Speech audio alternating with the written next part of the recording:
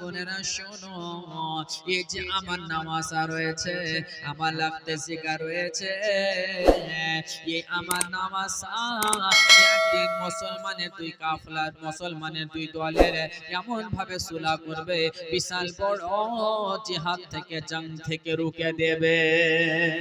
জোরে বলুন আমার সাহাবীরা শোনো, আমার যে নামাজা রয়েছে এমন একদিন হবে যখন মুসলমানদের মধ্যেই দুই দল হবে, আর দুই দলের এমন জিহাদ শুরু হবে, যুদ্ধ আরম্ভ হবে, সেটাকে সুলহ করে ইমাম হাসান সেটাকে সংশোধন করে দিবেন। জোরে বলুন সুবহানাল্লাহ, সুবহানাল্লাহ।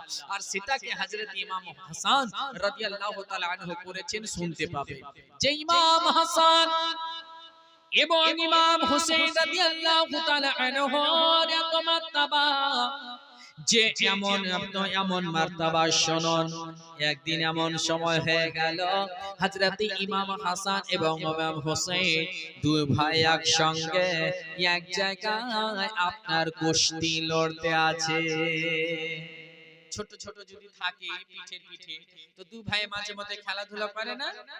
হযরত ইমাম হুসাইন এবং ইমাম হাসান রাদিয়াল্লাহু তাআলা আনহু দু ভাই বাবা এক অপরের সঙ্গে কুস্তি লড়তে আছে। আর সেই জায়গাতে আমার নবী মুস্তাফা উপস্থিত হয়ে গিয়েছে। আমার নবী দেখতে আছে, আর একদিকে ফাতেমা বসে রয়েছে।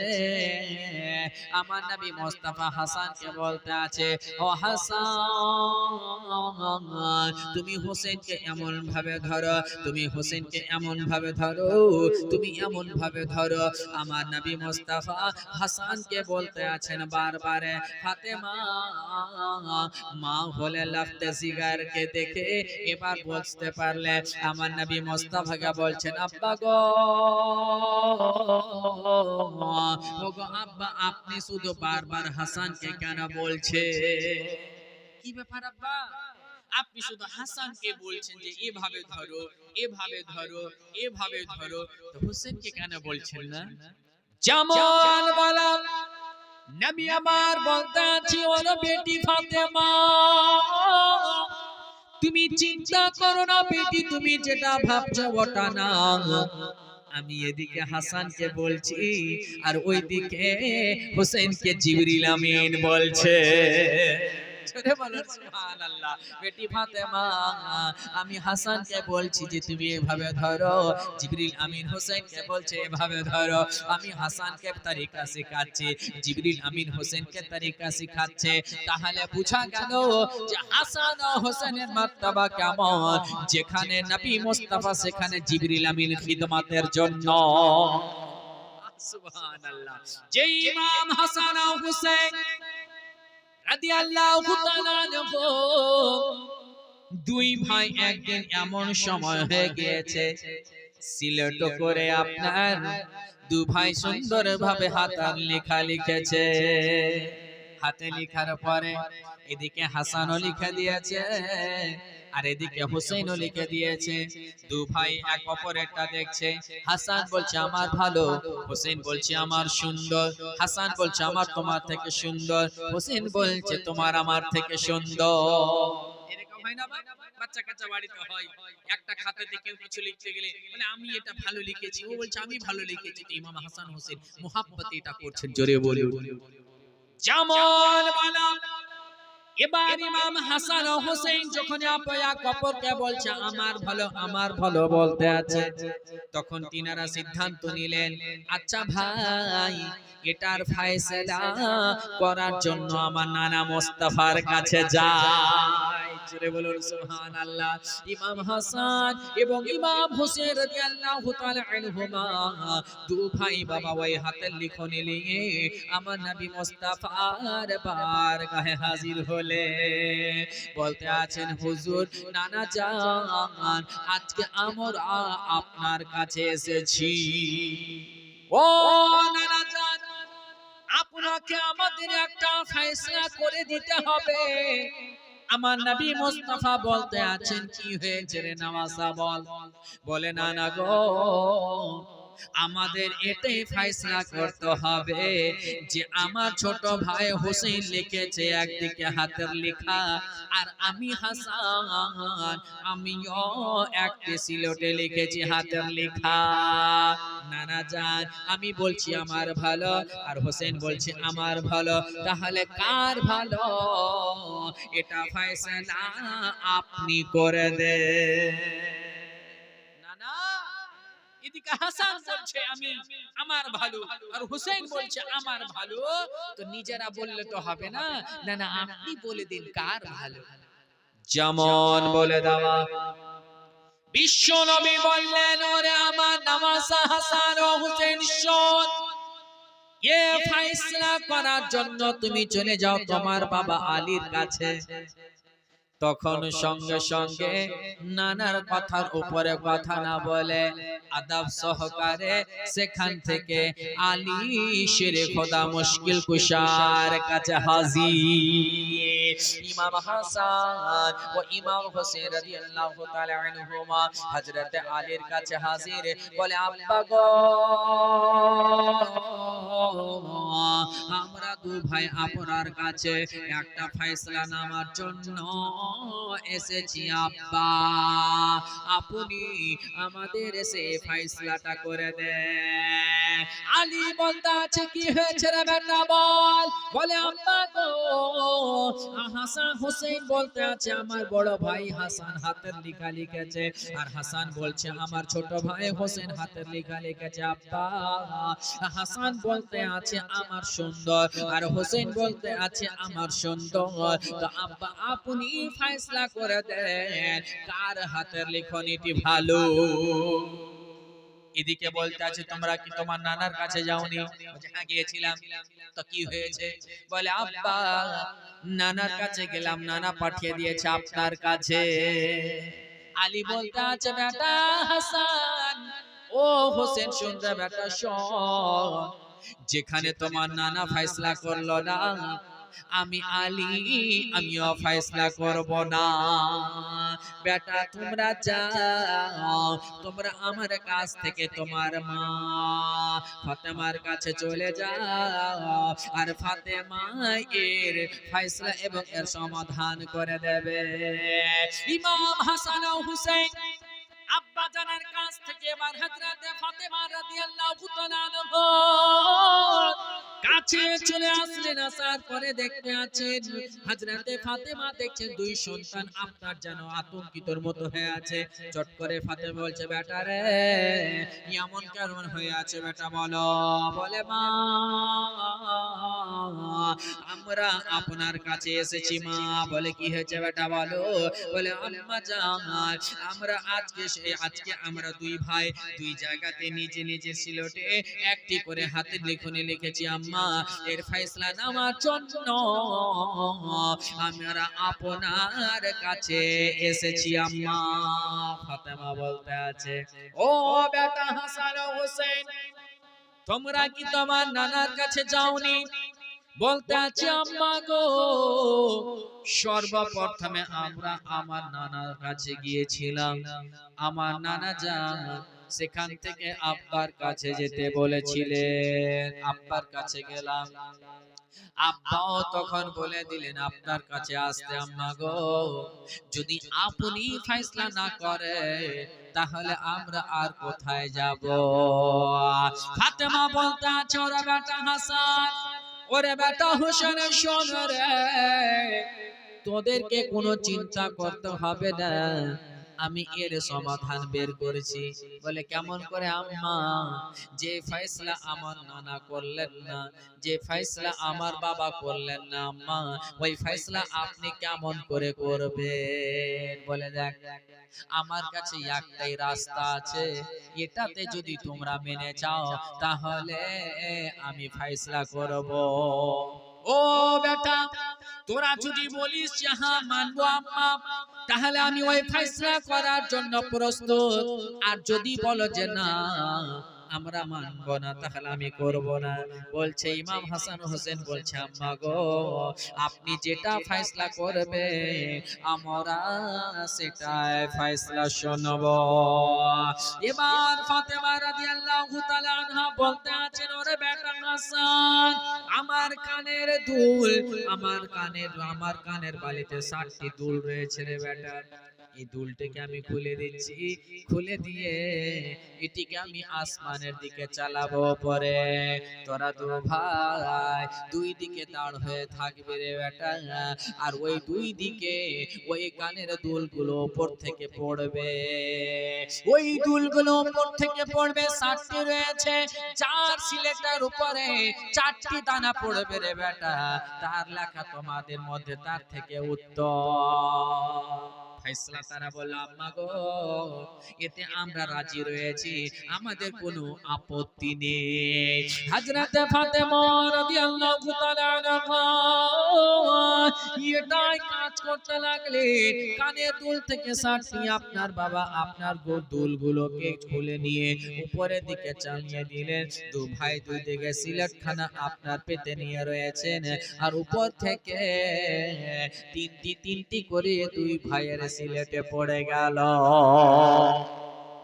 3টা করে আপনার দুলগুলো পড়ে গেল, একটি আটকে থেকে গেছে উপরে আছে। এটা আটকে থাকার কারণ হলো এটা এমনি আটকে নাই, আল্লাহর হুকুমে আটকে আছে, জোরে বলুন সুবহানাল্লাহ। আল্লাহ তাআলার হুকুমে আটকে রয়েছে, ঝুলন্ত অবস্থা রয়েছে। মহান আল্লাহ পাক বলেছেন জিবরিল আমিনকে বলেন, ওরে জিবরিল যাও রে জিবরিল যাও, আমার হাবিবের নামাজ যে ফয়সালার জন্য আকাঙ্ক্ষিত রয়েছে, এখন যে একটাই দানা উপরে রয়েছে রে জিবরিল যাও, সেটাকে তুমি দুই ভাগে বিভক্ত করে দাও।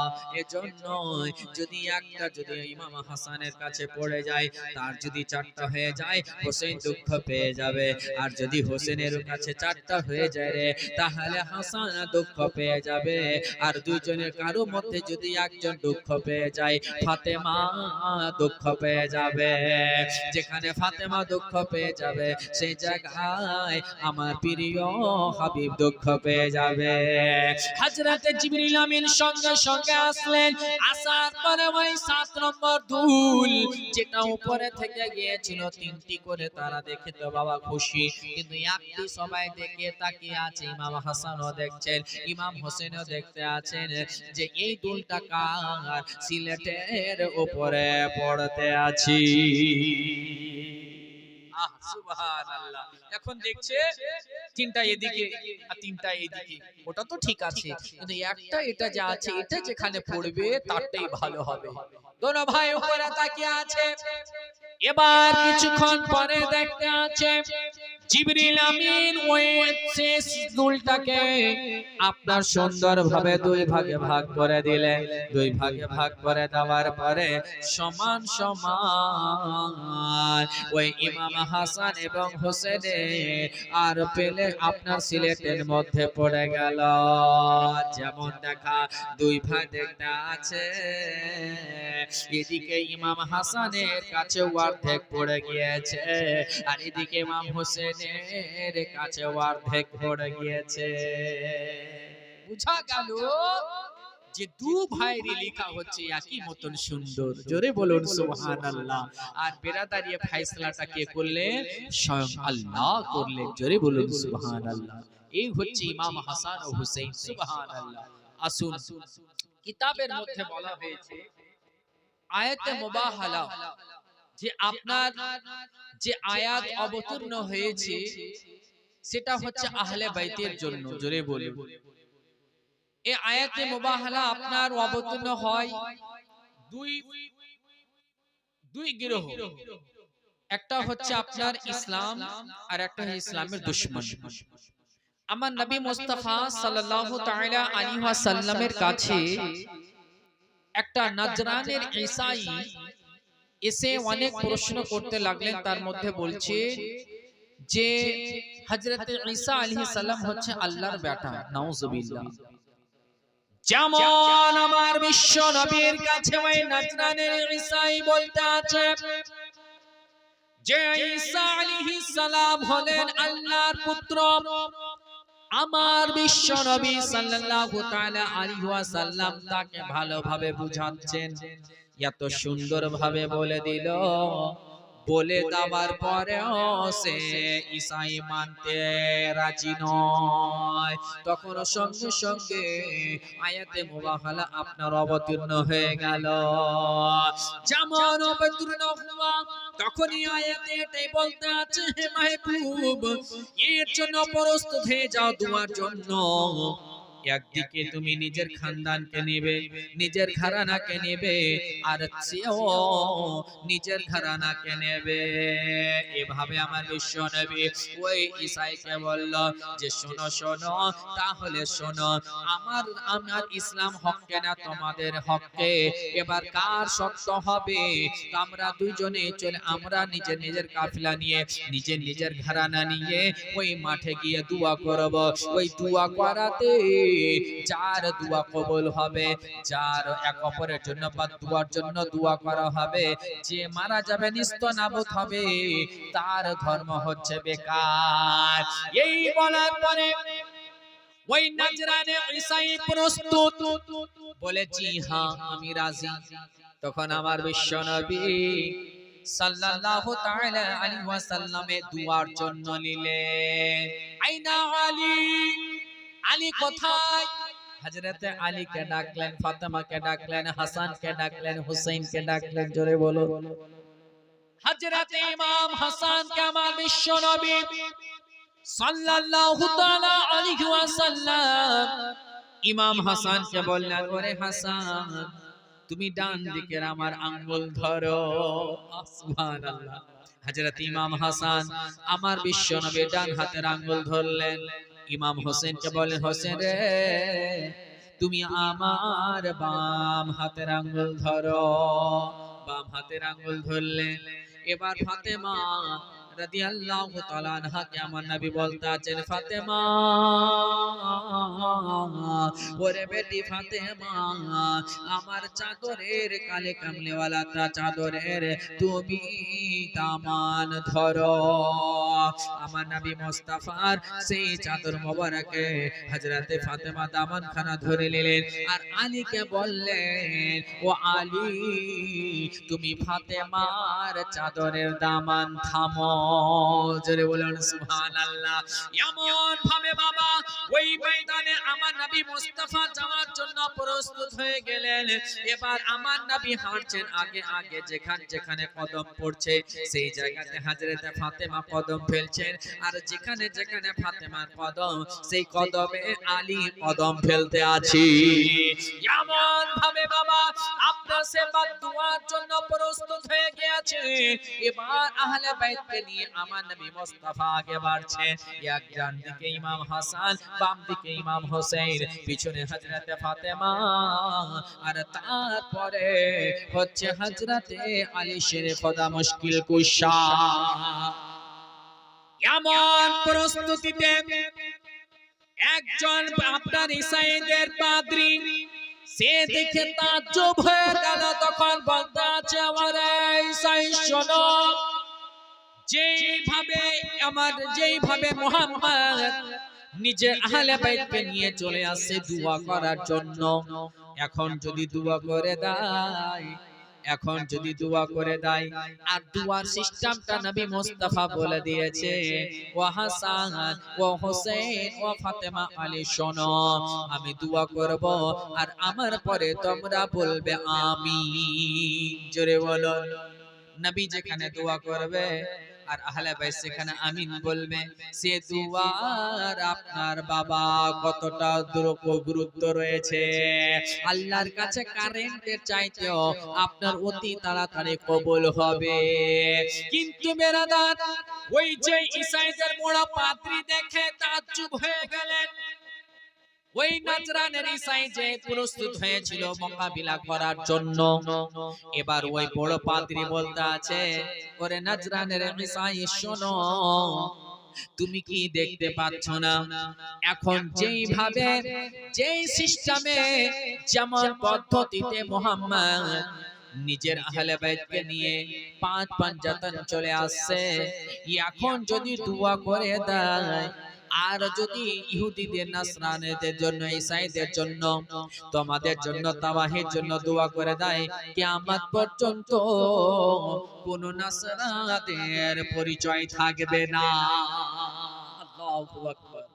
তারা তখন যেমন দেখা ওই নাজরানের ঈসাই এত তাড়াতাড়ি করে বাবা পালিয়েছে, সেখান থেকে আপনার ভেগে গিয়েছে। সুবহানাল্লাহ। এটাই তো হচ্ছে বিরাদার হক ওয়া বাতিল। ওয়াকুল জাআল হক ওয়া যাহাকাল বাতিল ইল্লাল বাতিল কানা যাহুকা। বিরাদার মুআজ্জাজ, তো হক যখন এসে যায় বাতিল মিটে যায়। এই তো হচ্ছে ব্যাপার। আজ আমাদের আহলুস সুন্নাত ওয়াল জামাআত সব সময় নিজের দলিল পেশ করার জন্য, নিজের মাসলা মাসাইলের দলিল পেশ করার জন্য কোরআন হাদিস থেকে সব সময় প্রস্তুত, কিন্তু বাতিল ফিরকারা কখনোই প্রস্তুত থাকে না। বিরাদার মুআজ্জাজ, আজ বর্তমান বিরাদার সামনাসামনি যতক্ষণ পর্যন্ত মোকাবেলা না করবে ততক্ষণ পর্যন্ত কাকে পাহলওয়ান বলা যাবে না। আজ বিরাদার কিছু আপনার আহলুস সুন্নাত ওয়াল জামাতের খেলাফ বলনে वाला অনেক পয়দা হয়েছে, কিন্তু ওই বাড়ির পিছাড় যাকে বলি কান্টার দিকে, সেই দিকে লাফালাফি করতে পারে, কিন্তু আমাদের সুন্নি আলিমের সামনে দাঁড় হয়ে কথা বলতে পারে না। আজ বিরাদার তারা হচ্ছে কাজ্জাবে আযম, যেমন তারা মিথ্যক ব্যক্তি। আজকে বেরাদার মুসলমান নামের, কিন্তু সেই মুসলমান গুলোকে বেরাদার তারা পথভ্রষ্ট করার জন্য ফ্যাক্টরি তৈরি করে দিয়েছে। হাদিস পড়ে, কোরআন পড়ে, আর পড়ে দিয়ে ভুল তরজমা করে মানুষকে ভুল তথ্য দিয়ে তাদেরকে গুমরাহ করে তাদেরকে কাফের পর্যন্ত তৈরি করা তাদের কাজ। বেরাদার মুআজ্জাজ, খবরদার, কয়েকটা কথা বলে দিই মধ্যে।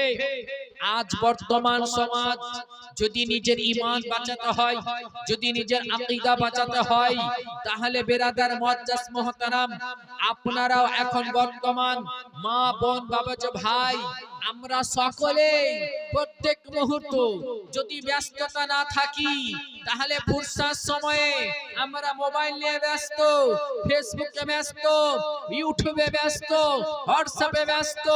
আপনি ব্যস্ত হন, তবে কাজটাতে ভালো করুন, সেই সময় ভালো জিনিস শুনুন, সুন্নি আলিমদের আকীদামূলক কথা শুনুন, যেটা শরীয়তের মধ্যে ভালো, যেটা শরীয়তের বিধান, যেটা শরীয়ত সম্মত, সেটা শুনুন।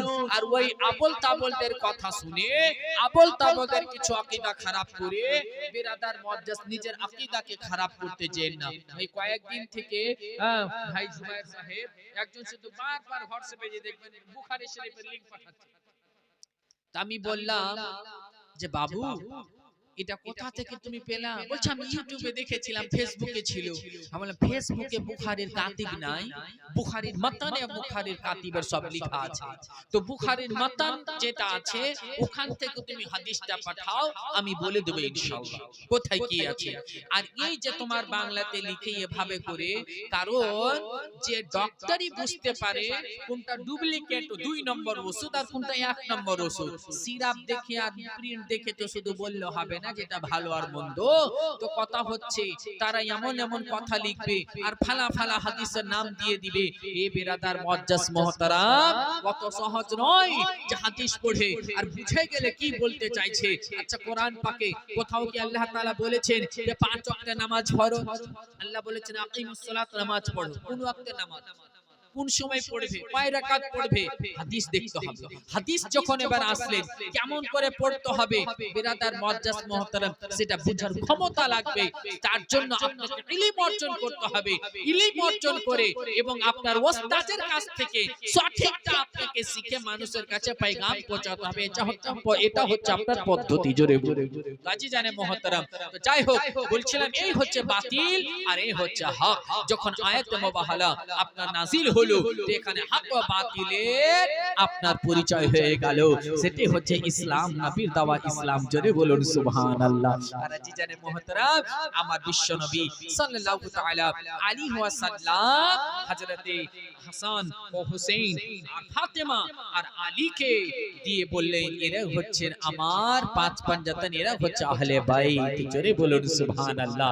যারা এদেরকে ভালোবাসলো, যারা এদের সঙ্গে মহব্বত করলো, যারা এদের সঙ্গে আন্তরিকতা ভালোবাসা রাখলো, তাদেরকে আল্লাহ তাআলাও ভালোবাসবেন। জোরে বলুন সুবহানাল্লাহ। তবে বেরাদার মুআজ্জাজ একটা কথা বলি, আমি প্রথমে উঠে একটা কথা বললাম যে এক আমার নবী বলেছেন যে কোরআনকে ধরো আর আহলে বাইতকে ধরো। ফির এটা করিয়েন না যে কোরআনকে ছেড়ে দিয়ে শুধু আহলে বাইত। যদি এরকম যদি হয় তাহলে কেউ হয়ে যাবে রাফজি আর কেউ হয়ে যাবে আবার খারিজি, কারণ দুই দলে বিভক্ত হয়ে যাবে। তাহলে বেরাদার মুআজ্জাজ, রাফজি হতে গেল বরবাদ, খারিজি হতে গেল বরবাদ। কামিয়াব যদি হবে তাহলে কে হবে? সেটা হচ্ছে আহলে সুন্নাত ওয়াল জামাত। জোরে বলুন সুবহানাল্লাহ। আমার বিশ্ব নবী সাল্লাল্লাহু তাআলা আলাইহি ওয়াসাল্লাম বলতে আছেন, মাতা আলা হুব্বে আলে মুহাম্মদ মাতা মুমিন। জোরে বলুন সুবহানাল্লাহ। যেই ব্যক্তি নবীর আওলাদের মোহাব্বতে মারা গেল, মাতা মুমিনান, সে মুমিন মারা গেল। জোরে বলুন। ওয়া মাতা আলা হুব্বে আলে মুহাম্মদ সাল্লাল্লাহু তাআলা আলাইহি ওয়াসাল্লাম মাতা শাহীদা। আর যেই ব্যক্তি আলে নবীর আওলাদের মোহাব্বতে মারা গেল, সে শহীদ মারা গেল। وَبَمَّدَ عَلَى حُبِّ عَلَى محمد সাল্লাল্লাহু তাআলা আলাইহি ওয়াসাল্লাম। আর যেই ব্যক্তি নবী মুস্তাফা আওলাদের মোহাব্বতে মারা গেল, বলছে মাতা আহলে সুন্নাত ওয়াল জামাত, সে আহলে সুন্নাত ওয়াল জামাতে মারা গেল। জোরে বলুন সুবহানাল্লাহ। আর যেই ব্যক্তি আহলে বাইতের বুগজ ও কিনাতে মারা গেল, মাতা কাফিরা, সে কাফির হয়ে মারা যাবে, সে আপনার মুনকির হয়ে মারা যাবে। তো আহলে বাইতের সঙ্গে বুগজ কিনা করা চলবে না, মুহাব্বত করতে হবে। আজিজানে মুহতারাম, এবার আসুন বিশ্ব নবী সাল্লাল্লাহু তাআলা আলাইহি ওয়াসাল্লামের নিজের নওয়াজদের সঙ্গে মুহাব্বত এবার দিন বা দিন বাড়তে যাচ্ছে, চলে যাচ্ছে। আপনার যখন হযরতে ইমাম হোসেন রাদিয়াল্লাহু তাআলা আনহু যখন বয়স হয়ে গেছে 6, নবী মুস্তাফা সাল্লাল্লাহু তাআলা আলাইহি ওয়াসাল্লাম আপনার আসরের নামাজ পড়াচ্ছেন, আর হযরতে ইমাম হোসেন রাদিয়াল্লাহু তাআলা আনহু ওই মসজিদে নববীর দেওয়াল করে ধরে ধরে আস্তে আস্তে আসছে, নবীকে দেখতে আছে। বিশ্ব নবী সাল্লাল্লাহু তাআলা আলাইহি ওয়াসাল্লাম আমার নবী মুস্তাফা সাজদায় চলে গিয়েছেন, আর ইমাম হোসেন ওই মুহূর্তে আমার নবী মুস্তাফার কাঁধা মোবারকে চেপে গিয়েছে। আর নবী মুস্তাফার কাঁধাতে যে চেপেছে তিনি হলেন নবী মুস্তাফার নামাসা। নবী এক জায়গায় বলে যে হোসেন আমার থেকে আর আমি হোসেন থেকে। জোরে বলুন সুবহানাল্লাহ। হযরত ইমাম হোসেন রাদিয়াল্লাহু তাআলা আনহু যেমন চেপে যাওয়া, তখন বেরাদার ফেরেশতা বলতে আছে এটা কি? তখন আল্লাহ তাআলা বলতে আছেন ও জিবরিল দাঁড়াও, এতে একটা রাজ রয়েছে। তখন কি রাজ? যাও মাহবুবকে বলে দাও যতক্ষণ পর্যন্ত হোসেন নিজের মারজিতে কান্দা থেকে না নেমেছে ততক্ষণ পর্যন্ত যেন না নামানো হয়। হযরত ইমাম হোসেন রাদিয়াল্লাহু তাআলা আনহু আমার বিশ্বনবী কান্দা মোবারকে আপনার চেপে রয়েছে, আমার বিশ্বনবী আপনার সাজদায় রয়েছেন। যেই সাজদাতে প্রতিদিন পড়া হয় 3 বার তাসবিহ, 5 বার তাসবিহ, 7 বার তাসবিহ, কিন্তু আজকে ইমাম হোসেন চেপে যাওয়ার জন্য 3 বার নয়, 4 বার নয়, 5 বার নয়, 7 বার নয়, বরঞ্চ 72 বার তাসবিহ তেলাওয়াত করলেন। 72 বার তাসবিহ তেলাওয়াত করে নামাজ পড়ে যেমন তাসবিহ তেলাওয়াত হয়ে গেল, এবার তাসবিহ তেলাওয়াত হয়ে যাওয়ার পরে ইমাম হোসেন নেমে গেলেন। ইমাম হোসেন রাদিয়াল্লাহু তাআলা আনহু যেমন নেমে যাওয়ার পর দৌড়তে দৌড়তে আম্মা জান ফাতেমার কাছে হাজির হয়ে গেলেন। আহ, এত লম্বা আপনার সাজদা হলো, তো সাহাবীদেরও একটা আকাঙ্ক্ষা বা মনে জাগছে যে ওহী নাজির হচ্ছে বোধহয়। জোরে বলুন সুবহানাল্লাহ। এত লম্বা সাজদা, যে সাজদাতে আমার নবী মুস্তাফা ৭২ বার তাসবিহ তেলাওয়াত করেছেন। ইমাম হোসেন মা ফাতেমাকে বলতে আছে, আম্মা জান, যেমন দৌড়ে এসেছে মা ফাতেমা বলতে আছে, ওরে বেটা হোসেন, এমন করে তুমি তাড়াহুড়া কেন করে আসছো? বলে, আম্মা গো, আজকে একটা বিশাল বড় ঘটনা হয়ে গিয়েছে। বলে, বল রে বেটা বল, কি হয়েছে রে বেটা বল। বলে, আম্মা গো, আজকে আমি আসরের সময় আমার নানা নামাজ পড়াচ্ছে, আর আমি মসজিদের আস্তে আস্তে দেওয়াল ধরে আমি আমার নানা মোস্তাফার কান্দায় গিয়ে চেপে গিয়েছি। যেমন বলে দেওয়া